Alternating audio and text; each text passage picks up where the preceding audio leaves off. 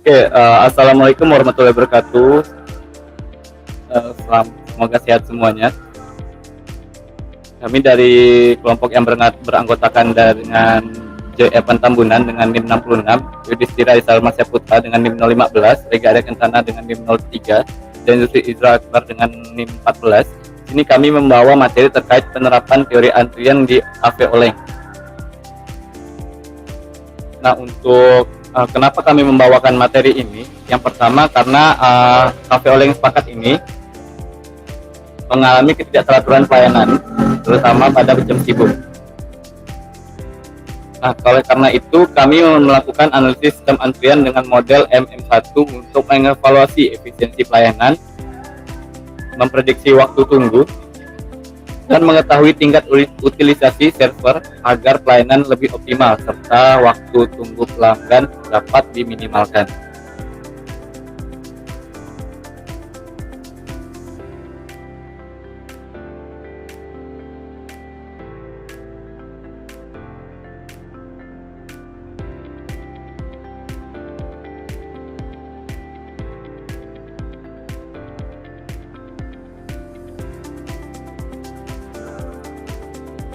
Oke, untuk materi presentasi ini yang pertama kita akan mengenal tentang pengenalan teori, pengambilan data, juga perhitungan dari data, terkait dengan data. Nah, kita masuk lagi ke Lambda, terus model antrian, kendal tingkat pelayanan, service rate atau new, dan model antrian, ASC, kendal portion. Di mana untuk di tingkat kedatangan ini, yang pertama ada jumlah pelanggan yang masuk, terus kita juga menggunakan distribusi Poisson, yang dimana menggunakan kedatangan acak dan independen. Nah, di mana untuk satuannya itu pelanggan per detik, menit, atau jam yang bisa digunakan. Lanjut untuk tingkat pelayanannya sendiri, itu adalah jumlah pelanggan yang dapat dilayani per satuan waktu. Nah, itu diikut dari distribusi Poisson yang digunakan. Nah, untuk tingkat pelayanan ini juga dipengaruhi oleh kapasitas server dan kecepatan pelayanan. Untuk model antriannya sendiri itu bisa dilihat menggunakan ASC pada Canvas Notation. Nah, untuk contoh umumnya itu misalnya pada kedatangan Poisson terus pelayanan eksponensial yang satu server. Model itu model yang paling sederhana. Nah, lanjut ke proses dan metode pengambilan data. Yang pertama untuk metode pengambilan datanya sendiri itu menggunakan observasi langsung di Cafe Oleng Pontianak.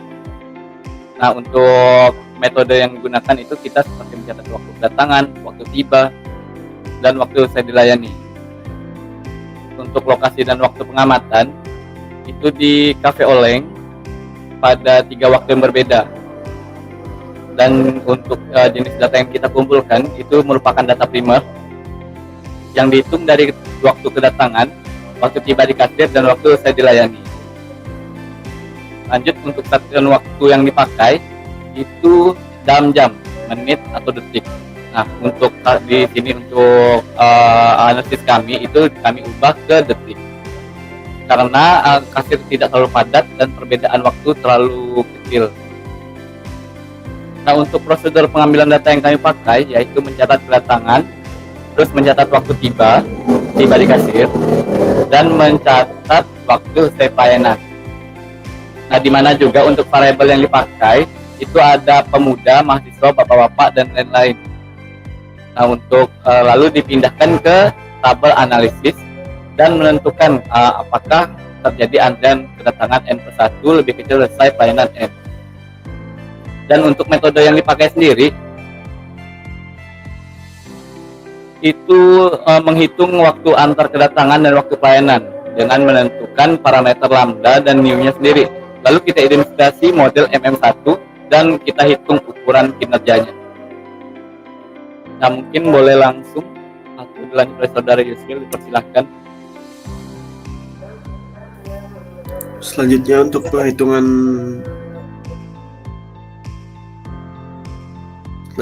perhitungan dan analisis data. Yang pertama itu dari pengamatan 1 di hari pertama kami. Diperoleh di sini terdapat 16 pelanggan selama 3 jam dengan waktu tunggu 45 detik. Dengan variabel lambda hasilnya N per T, yaitu jumlah pelanggan dibagi waktu pengamatan. Maka hasilnya adalah 0,00148 kedatangan pelanggan per detik. Dengan variabel mu 1 per S dihasilkan adalah 0,02222 pelayanan pelanggan per detik. Dengan variabel P lambda per mu sama dengan 6,67%, server sibuk 6,67% dari waktu. Selanjutnya L sama dengan 0,0715 rata-rata pelanggan dalam sistem. Selanjutnya LQ 0,00476 rata-rata menunggu dalam antrian. Selanjutnya W 48,31 waktu total dalam sistem per pelanggan. Selanjutnya WQ 3,22 waktu menunggu dalam antrian sebelum dilayani.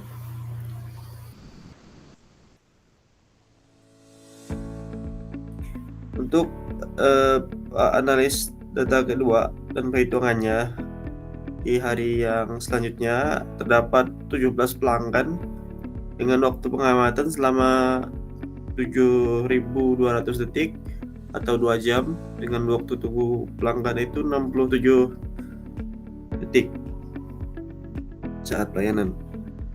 Maka kita dapat di sini variabel lambdanya yaitu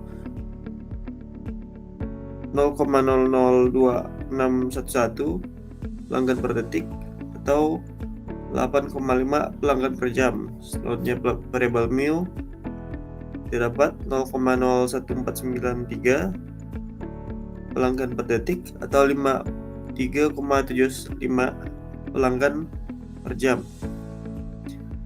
Selanjutnya P sama dengan lambda per mu sama dengan 15,82%. Selanjutnya L 0,1879 pelanggan.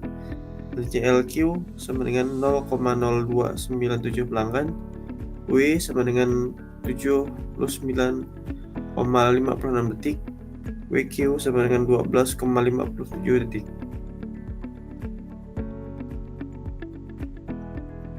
Selanjutnya pengamatan analis data pengamatan hari ketiga dengan pelanggan 11 pelanggan selama 3 jam. Kita pola S-nya 83 dengan lambda per jam sama dengan 3,6667 pelanggan per jam. Selanjutnya waktu pelayanan per detik sama dengan 0,01204 pelanggan per detik. Selanjutnya ada P sama dengan 8,45%, L sama dengan 0,09234. Selanjutnya LQ sama dengan 0,0781 pelanggan. Selanjutnya W 1,51 menit. Selanjutnya WQ 7,66 sekon atau detik. Untuk selanjutnya mungkin akan dilanjutkan oleh teman saya, Joy. Saya akan jelaskan untuk interpretasi hasil pengamatan. Yang pertama yaitu laju kedatangan pelanggan. Di sini nampak bahwa laju kedatangan pelanggan itu kurang dari laju pelayanan pelanggan, sehingga itu menunjukkan bahwa server itu lebih banyak waktu kosong daripada waktu sibuk. Nah, server sibuk itu 6,67% dari waktu pengamatan kami. Terus rata-rata pelanggan dalam sistem itu yaitu sistem antrian ditambah sistem antrian sekaligus sistem kedatangan itu 0,0715 pelanggan. Dan rata-rata waktu tunggu dalam antrian itu 0,0476, artinya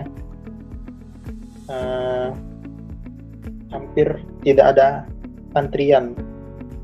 Jadi peluang antrian itu mendekati 0. Selanjutnya waktu total itu W itu 48,31 atau dibulatkan 4 waktu. Itu waktu total dalam sistem per pelanggan. Jadi waktu total dalam dilayani gitu. PQ-nya itu 3,22 detik atau 3 detik. Itu waktu tunggu dalam antrian sebelum dilayani. Itu menunjukkan bahwa ya tadi seperti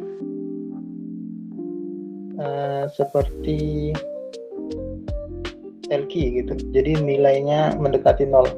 Sehingga itu menunjukkan bahwa antrian hampir tidak ada. Selanjutnya untuk pengamatan kedua itu kita dapat lambda 8,5 pelanggan per jam, terus mu 53,75 pelanggan per jam, terus rho dengan 15,82%, L 0,1879, LQ 0,297, W sama dengan 79,56 detik, WQ 12,57 detik. Slide selanjutnya.